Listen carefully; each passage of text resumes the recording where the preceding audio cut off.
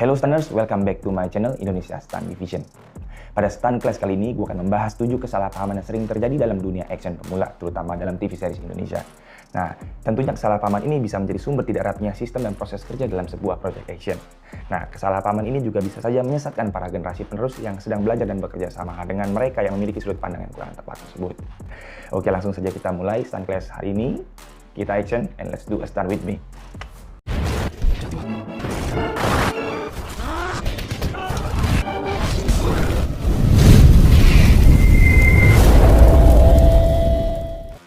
Oke, Stunners, kesalahpahaman yang sering terjadi dalam dunia action yang pertama adalah stunt koordinator sama dengan talent koordinator.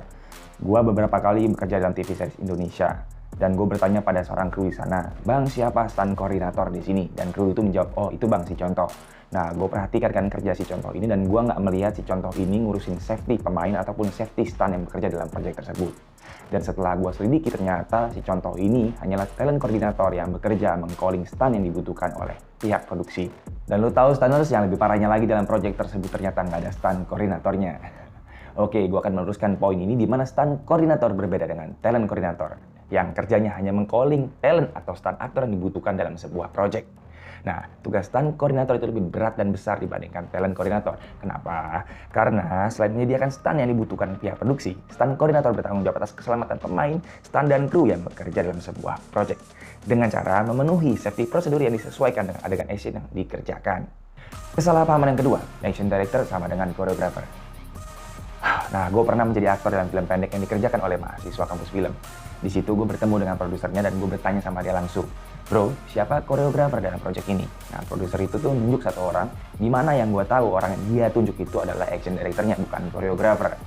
Nah, setelah gue ngobrol lama sama produsernya, ternyata dia ini nggak tahu perbedaan antara action director dan koreografer. Oke, Stunners, gue akan meneruskan poin ini. Jadi, tugas action director itu adalah menyutradarai semua adegan yang berhubungan dengan action, umumnya fight scene dan adegan berbahaya dalam proyek yang dikerjakannya. Sedangkan koreografer itu kerjanya membuat koreografi yang ada dalam sebuah proyek, entah itu adegan menari, berkelahi, dan lain-lain. Jadi, setelah seorang koreografer membuat fight atau action koreografi dan sudah disepakati, action director bertugas untuk memimpin pengambilan adegan fighting atau action yang sudah disepakati tadi. Nah, jadi nanti action directornya yang mengatur arah angle-nya, acting action-nya, timing-nya, dan treatment-treatment lain yang digunakan dalam pengadeganan tersebut. Kita lanjut ke kesalahpahaman yang ketiga. Body double itu sama dengan stand double dan stand in itu sama dengan stand in. Nah, gue ingin meluruskan nih Stunners, kalau body double itu berbeda dengan stand double dan stand in itu berbeda dengan stand in. Nah, kalau body double itu adalah seorang yang bekerja untuk menggantikan seorang aktor dalam adegan drama, di mana wajah aktor tidak terlihat dan aktor juga tidak mengeluarkan suara dalam momen atau frame tersebut. Biasanya, ini hanya diambil bagian bahunya, tangannya, atau kakinya sebagai foreground. Selain itu, body double juga sering dipekerjakan untuk menggantikan aktor di saat sudah menjadi mayat yang tergeletak dalam posisi wajah yang tidak terlihat. Nah, sedangkan stand double itu adalah stuntman yang bekerja menggantikan seorang aktor di dalam melakukan adegan perkelahian, adegan berbahaya, dan adegan yang tidak bisa dilakukan oleh aktor yang sudah menjadi tanggung jawabnya atau pegangannya. Nah, next, perbedaan stand in dan stand in. Kalau stand in itu adalah istilah di mana seorang body double aktor atau terkadang kru tim penyutradaraan menggantikan posisi aktor di saat sutradara harus melakukan cek frame atau cek posisi dan pergerakan aktor di dalam frame sebelum syuting dimulai. Sedangkan stand in adalah istilah di mana seorang stand double harus masuk dan memulai bekerja untuk menggantikan seorang aktor dalam melakukan adegan tertentu, umumnya adegan perkelahian dan adegan berbahaya. Oke, kesalahpahaman yang keempat. Menilai sebuah acting dan koreografi tapi bukan dari layar. Nah, yang terlalu vokal on set harus dengar baik-baik poin ini. Sepanjang pengalaman gue dalam dunia action, gue masih sering dengar komentar-komentar dan penilaian beberapa orang di set mengenai kualitas sebuah acting atau koreografi yang mereka lihat tapi bukan dari layar. Nah, ini harus sangat dipahami bahwa prioritas seorang aktor dan stuntman di saat in frame dalam sebuah adegan adalah untuk terlihat seperti yang diinginkan sutradara di dalam frame.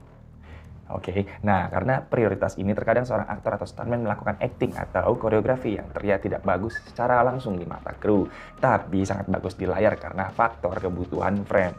Nah, jadi jangan terlalu cepat menilai sebelum kalian menilai apa yang terlihat di layar yang diambil oleh kamera. Nah, film berbeda dengan pertunjukan panggung. Itu yang harus diingat. Kesalahpahaman yang kelima nih, Stunners.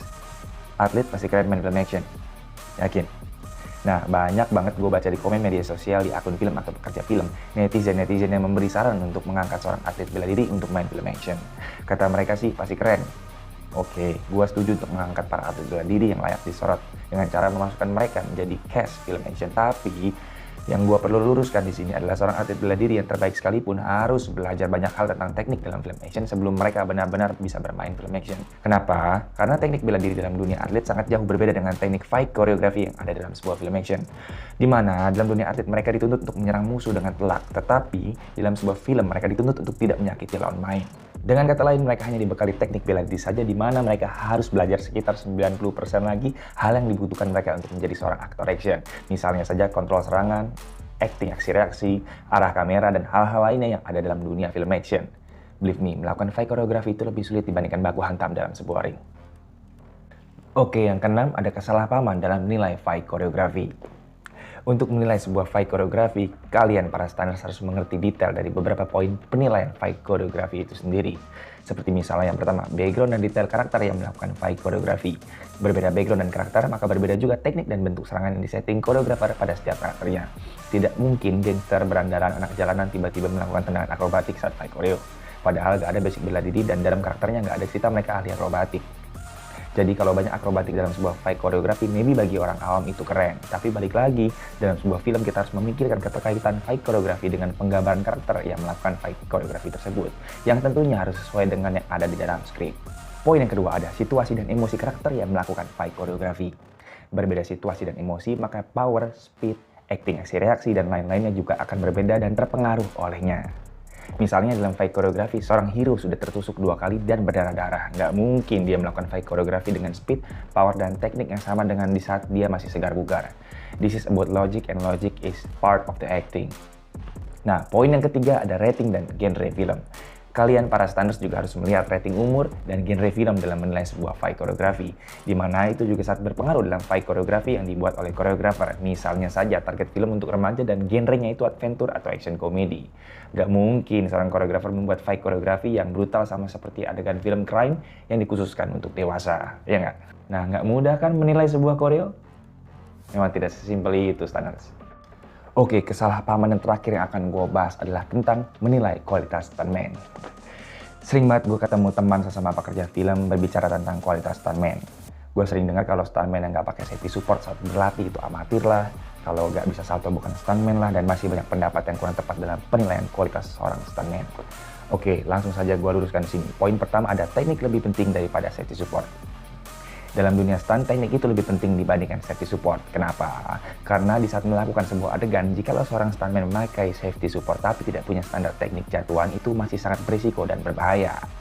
Kalian bisa bayangkan di saat tentara berperang tapi tidak tahu siasat dan strategi. Walau pakai vest pun pasti tetap akan kalah dalam berperang. Penggambarannya seperti itu. Nah, maka dari itu stuntman dituntut harus bisa safety di saat melakukan jatuhan basic tanpa safety support terlebih dahulu. Baru di saat bekerja dan kostumnya mendukung untuk menggunakan safety support, seorang stuntman diwajibkan menggunakan safety support untuk mengurangi impact yang akan dia terima di saat melakukan adegan jatuhan atau adegan berbahaya lainnya. Nah, dua-duanya penting, tapi ini soal pengertian tentang prioritas dan sudut pandang yang tepat. Oke, poin yang kedua. Spesialis stuntman itu banyak. Ada yang untuk akrobatik, jatuhan, freestyle motor, parkour, dan lain-lain. Jadi bukan berarti kalau tidak bisa salto itu nggak layak jadi stuntman. Dan berbicara soal kebutuhan film yang paling umum dan paling basic dalam pembuatan sebuah film, standar yang dibutuhkan adalah stunt actor dan stunt performer yang menguasai acting, aksi reaksi, dan berkoreografi menyesuaikan dengan situasi dan karakter mereka masing-masing sesuai dengan yang ada di dalam skrip. Nah, kita harus bisa membedakan kebutuhan prioritas seorang stuntman dalam pertunjukan panggung dan juga kebutuhan prioritas stuntman dalam sebuah film. Di mana di dalam sebuah film kebutuhan acting, aksi reaksi, serta koreografi lebih umum diutamakan. Sedangkan di dalam pertunjukan panggung atau live action, kebutuhan akrobatik, sirkus, dan penguasaan panggung lebih umum diutamakan. Dan perlu ditekankan bahwa setiap stuntman memiliki kelebihan dan kekurangan masing-masing.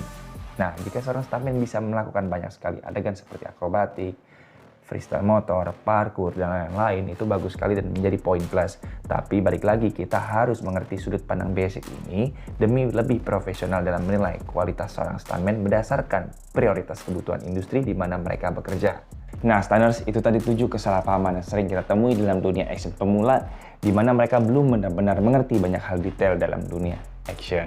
Nah, gue berharap semua yang gue sharing dalam video kali ini bisa membuat sudut pandang kalian para standards lebih luas lagi dan memegang poin-poin penting yang menjadi pertimbangan atau perhitungan di dalam menilai banyak hal yang berhubungan dengan dunia action. Nah, mungkin ini saja yang ingin gue sharing dalam Stunt Class kali ini. Gua cut saja sampai di sini. Gua Glenn Michael. See you in the next stunt class. Thank you.